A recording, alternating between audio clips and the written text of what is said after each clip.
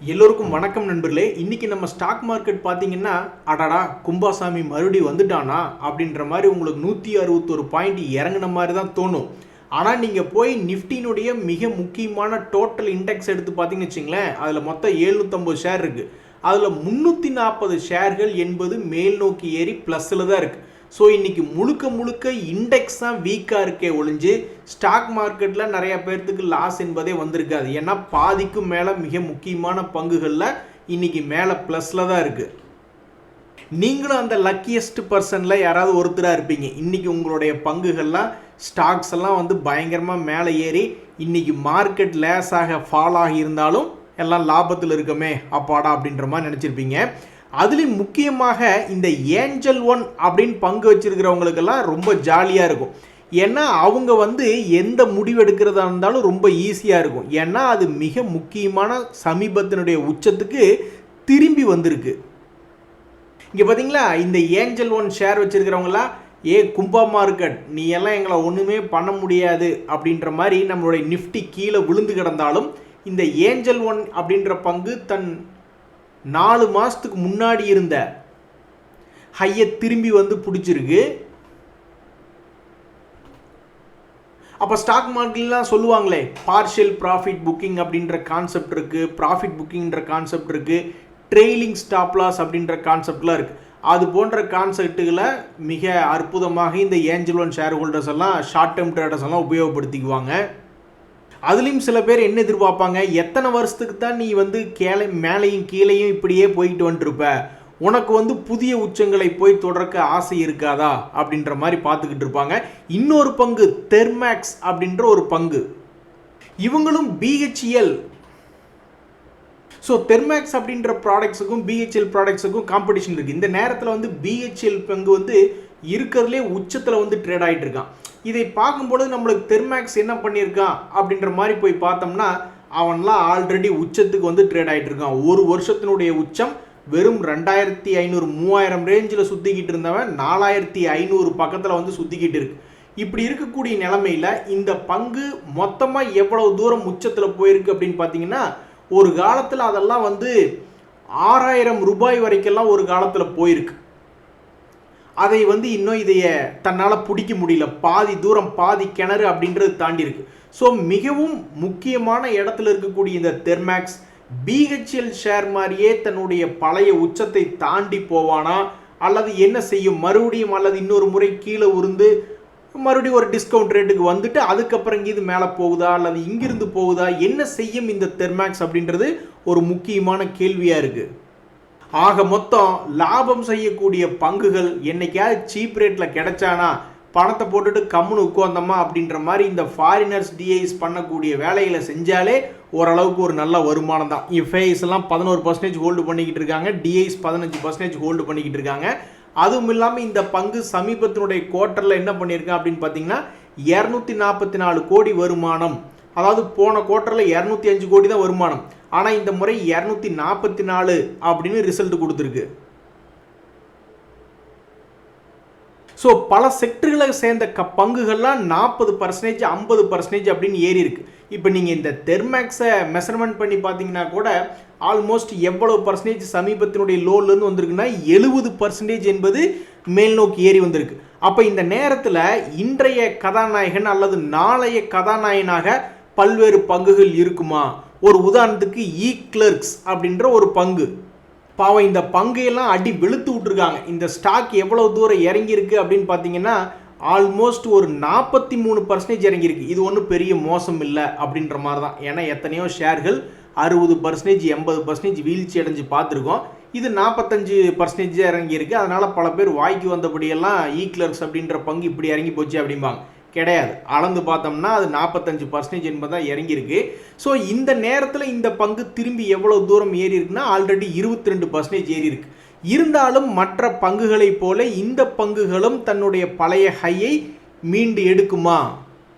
இந்த ஷேரில் ஒரு முக்கியமான விஷயம் என்னன்னா 2025 200 டேஸ் மூவிங் ஆவரேஜ்லேருந்து ஒரு ஒஸ்ட் கேஸாக 25% கீழே இறங்கினான். அதுக்கப்புறம் ஒரு ஏற்றம் என்பது வந்தது. சமீபத்தில் இந்த 2006 ஒஸ்ட் கேஸாக எவ்வளவு தூரம் 200 டேஸ் மூவிங் ஆவரேஜ்லேருந்து இறங்கியிருக்குன்னா அதே 27% பக்கம் இறங்கியிருக்கு. அப்போ இந்த பங்கு ஏதாவது இந்த 2026 இன்னும் பெருசாக சம்பாரிச்சு கொடுக்கல, இனிமேல் இது என்ன செய்யும்? எப்படி இந்த பிஹெச்எல் மாதிரி பங்குகளெல்லாம் வாவ் சூப்பருங்க, நீங்கள் ஒரு கதாநாயகன் மாதிரி நல்லா அழகாக இருக்கீங்க அப்படின்ற மாதிரி இவன் பாருங்க, இவன் ஏறினதை பாருங்க, இந்த அழகை மாதிரி எங்கேயுமே கிடையாதுங்க. ஸ்டாக் மார்க்கெட்டில் எதுங்க ஒரு அருமையான காட்சி? இந்த மாதிரி மேலே ஏறுமுகமாக ராக்கெட் மாதிரி மேலே போகிறதான் அருமையான காட்சி. ஸோ அந்த மாதிரி பல்வேறு பங்குகள் இனி எதிர்காலத்தில் மேல் நோக்கி ஏறி வருமா? நண்பர்களே, நம்ம எல்லாரும் நம்ம என்ன எதிர்பார்க்குறோம்? இந்த ஈரான் வார் முடிஞ்சதுக்கப்புறம் பெரிய அளவில் அப்படியே திரும்பி ரெக்கவரி வருமா அப்படின்ற மாதிரி எதிர்பார்க்குறோம்.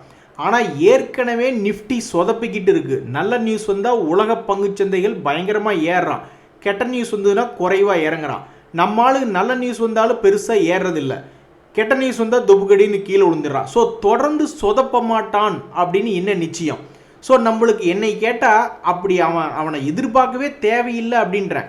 யூஸ்வலாகவே நம்மளுடைய மார்க்கெட்டுக்குள்ளே ஒரு வருஷத்துக்கு 40-50% அசால்ட்டாக வாலட்டிலிட்டி என்பது இருக்குது. நியூஸே பெருசாக தேவையில்லை. இப்போ என்ன பண்ணிட்டா நம்ம நாட்டில் அப்படின்னு நீங்கள் எதிர்பார்க்குறீங்க? இந்த ஸ்மால் கேப் இண்டெக்ஸை போய் பாருங்கள். அது வந்து கிட்டத்தட்ட எத்தனை ஒரு 4 மாதங்கள் இறங்கிடுச்சு இண்டெக்ஸேவும். அதுக்கப்புறம் ஒரே மாதத்தில் 20% மேலே ஏறி வந்திருக்கு. இதனால் எத்தனையோ ஸ்மால் கேப் பங்குகள் 40%, 50%, 100% ஏறி வந்திருக்கு. இதுக்கு மேலே என்னங்க வேணும்? நம்மளுடைய மார்க்கெட் மாதிரி உலகத்தில் வேற எங்கேயும் சம்பாதிக்கிறதுக்கு இல்லைங்க நண்பர்களே. கரெக்டாக ஒரு லோ லெவலில் என்ட்ரி ஆகி ஒரே வருஷத்துக்குள்ளே வெளியே வந்தாவே பெரிய அளவில் மூவ்மெண்ட் இருக்குது. ஏன் அப்படின்னு பார்த்தீங்கன்னா, ஒவ்வொரு இறக்கத்தின் போதும் நம்ம ஆளுங்க ஸ்ட்ராங்காக டிப்பில் வாங்கிக்கிட்டே இருக்காங்க.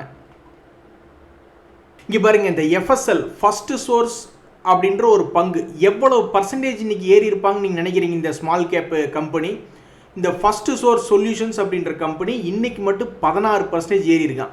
எங்கிருந்து ஏறி இருக்கான்? 52 வீக் லோ ப்ரைஸ்லேருந்து ஏறி இருக்கான். என்ன சொல்கிறாங்க? ஐடி செக்டர்கள் முழுக்க பிரச்சனையாக இருக்குது, ஆர்டிஃபிஷியல் இன்டெலிஜென்ஸ் வந்து அவங்களுடைய லாபத்தை தூக்கிட்டு போயிடுமோ அப்படின்னு சொல்லி பயமுறுத்தி தான் பல்வேறு பங்குகளை சமீபத்தில் கிராஷ் பண்ணி விட்டாங்க. அதில் இந்த பிபிஓ சம்மந்தப்பட்ட ஃபர்ஸ்ட் சோர்ஸ் சொல்யூஷன்ஸ் எஃப்எஸ்எல் அப்படின்ற ஷேரு ஒன்று. அதுக்கப்புறம் இப்போ லோ ரேட்லேருந்து பார்த்தோம்னா இன்றைக்கே ஆல்மோஸ்ட் வந்து ஒரு 20% என்பது இன்றைக்கே ஏறி இருக்கு. ஏன் ஏறி இருக்கு அப்படின்னு பார்த்தீங்கன்னா, இவங்க வெளியிட்டிருக்கக்கூடிய குவார்ட்டர்லி ரிசல்ட்ஸில் போன குவார்ட்டரை விட 205 கோடி லாபம், எங்களுடைய சேல்ஸுக்கு எந்த கவலையும் இல்லை அப்படின்ற மாதிரி இது ரிசல்ட் விட்டுருக்கிறதா.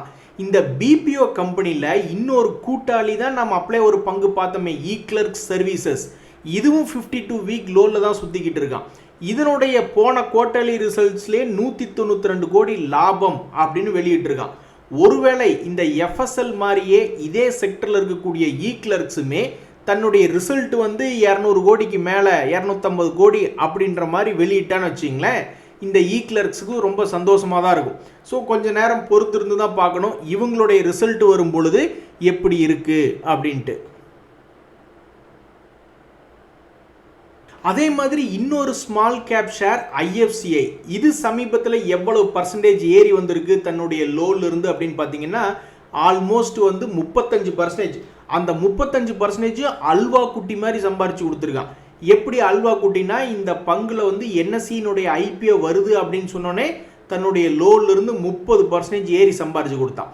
மறுபடியும் கீழே இந்த பங்கு விழுந்தது. எது வரைக்கும் விழுந்தான்? கரெக்டாக எக்ஸாக்டாக அவனுடைய ப்ரீவியஸ் லோ நியூஸ் வந்து ஏற ஆரம்பித்த அதே இடத்துக்கு வந்து மறுபடியும் கீழே விழுந்து, எப்படி ஒரு செல்லக்குட்டி மாதிரி அந்த பங்கு சம்பாரிச்சு கொடுத்துருக்கு பாருங்க. மறுபடியும் 35% ஏறி சம்பாரிச்சு கொடுத்துருக்கான்.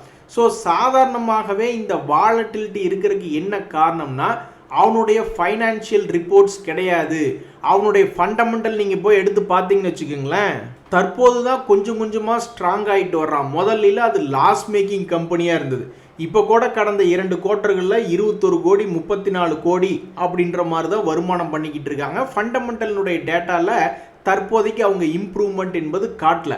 ஆனால் அவங்ககிட்ட என்ன ஒரு சக்தி இருக்குன்னா, அந்த நேஷ்னல் ஸ்டாக் எக்ஸ்சேஞ்சினுடைய ஐபிஓ வருது, அதில் இவங்ககிட்ட இருக்கக்கூடிய ஷேர்களை விற்கும் பொழுது இவங்களுக்கு பண வரவு என்பது எக்கச்சக்கமாக வரும் அப்படின்ற ஒரு காரணத்தினால சடனாக சமீபத்திய நாட்களில் இந்த ஐஎஃப்சிஐ ஃபோக்கஸில் இருக்குது.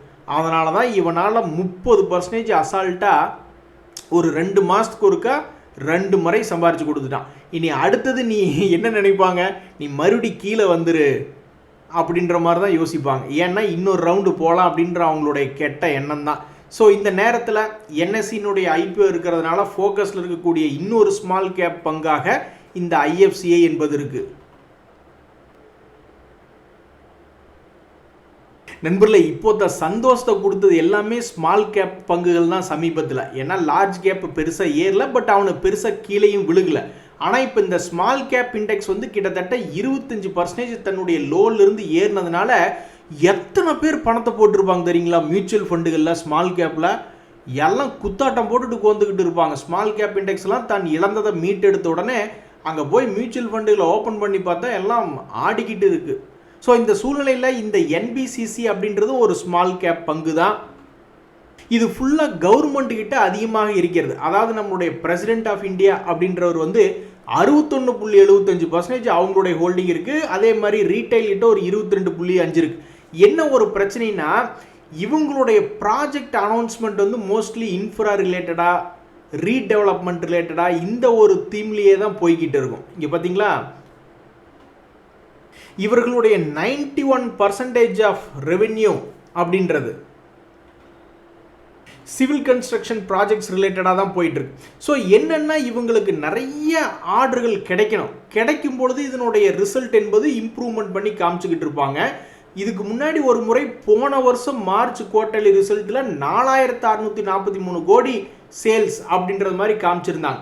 அதுக்கப்புறம் அந்த பங்கில் வந்து பெருசாக இம்ப்ரூவ்மெண்ட் என்பது இல்லை. அடுத்த ஜூன் குவார்ட்டர்லேயே வெறும் 2391 கோடி தான் அதனுடைய சேல்ஸ் என்பது சொல்லியிருந்தாங்க. அதுக்கப்புறம் கொஞ்சம் இம்ப்ரூவ் பண்ணி 2914, அதுலேருந்து கொஞ்சம் இம்ப்ரூவ் பண்ணி 3022, லாபமே வந்து 197 கோடின்னு சொல்லியிருக்காங்க. ஆனால் இப்பேற்பட்ட இம்ப்ரூவ்மெண்ட்டுக்கு ஒரு மரியாதை என்பது இன்னும் பங்குச்சந்தையில் இந்த என்பிசிசிக்கு கிடைக்கல. அது ஏன் எனக்கு மாலையும் மரியாதையும் போட மாட்டேன்றீங்க அப்படின்ற மாதிரி இந்த என்பிசிசி ஷேர் என்பது வாலட்டிலிட்டி எல்லாம் இருக்குது. 2025லேயே 70 ரூபாயிலிருந்து 120 ரூபா வரைக்கும்லாம் சம்பாரிச்சு கொடுத்த பங்கு மறுபடியும் அதே 70 ரூபாயில் வந்து விழுந்ததுக்கப்புறம் 101 ரூபா இன்னைக்கு 200 டேஸ் மூவிங் ஆவரேஜ் என்பதை தாண்டினாலும் இன்னும் தன்னுடைய பழைய ஹையை வந்து தொடலை. அப்படி மட்டும் வந்து தொட்டுட்டான்னு வச்சிங்களேன், ஸ்மால் கேப் இண்டெக்ஸில் இன்னொரு மகிழ்ச்சி தரக்கூடிய பங்காக இந்த என்பிசிசி என்பது இருக்கும். அதில் என்னென்னு கவனிச்சிங்களா, எல்லாம் சென்டர் பாயிண்டில் நின்றுக்கிட்டு இருக்கானு. கீழே இருக்கும் பொழுது வாங்க முடியல, இனி மேலே போய் நிறைய பேர் வாங்கி வச்சிருவாங்க. இனி அடுத்தது என்ன ஆகும்னு தெரில. இப்படி தான் ஸ்டாக் மார்க்கெட்டில் பல பேர்த்தினுடைய வாழ்க்கை ஓடிக்கிட்டு இருக்குது. கீழே போய் என்ட்ரு ஆகாமல் நடுவில் வந்ததுக்கப்புறம் தான் அவங்களுக்கு வந்து ஏறிடுச்சா அப்படின்ற மாதிரி தான் தெரிய வரும். அதுக்கப்புறம் அது மொத்தமாக மேலே ஏறினதுக்கப்புறம் தான் சில பேர் போய் கையே வைப்பாங்க. அப்புறம் அப்படியே மொமெண்டம் பிடிச்சிக்கிச்சுன்னா பரவாயில்ல, ஆனால் மொமெண்டம் ஃபெயிலியர் ஆயிடுச்சுன்னா அப்புறம் மறுபடியும் அவன் கீழே போய் விழுந்துருவான். ஸோ சிக்கல் தான் நண்பர்களே. அப்படியெல்லாம் சாதாரணமாக நம்ம ஸ்டாக் மார்க்கெட்டில் எதுவுமே முடிவெடுக்க முடியாது. இப்போ இந்த என்பிசிசி சென்டர் பாயிண்டில் வந்து உட்காந்துருக்கான். இனி இதில் என்னென்னு சில பேர் முடிவெடுக்க முடியும், யோசிச்சு பாருங்கள். ஆனால் மொமெண்டம் பேஸ் பண்ணுறவங்க, மொமெண்டம் ஃபாலோ பண்ணுறவங்கெல்லாம் வந்து 200 டேஸ் மூவிங் ஆவரேஜ் எப்போ தாண்டுதோ அப்போ தான் நாங்கள் மார்க்கெட்டுக்குள்ளே காலை வைப்போம் அப்படின்றவங்கலாம் இருக்காங்க. ஸோ ஒவ்வொரு பீரியட்லேயும் மார்க்கெட்டுக்குள்ளே என்ட்ராகிறதுக்கு ஆட்கள் இருக்குது.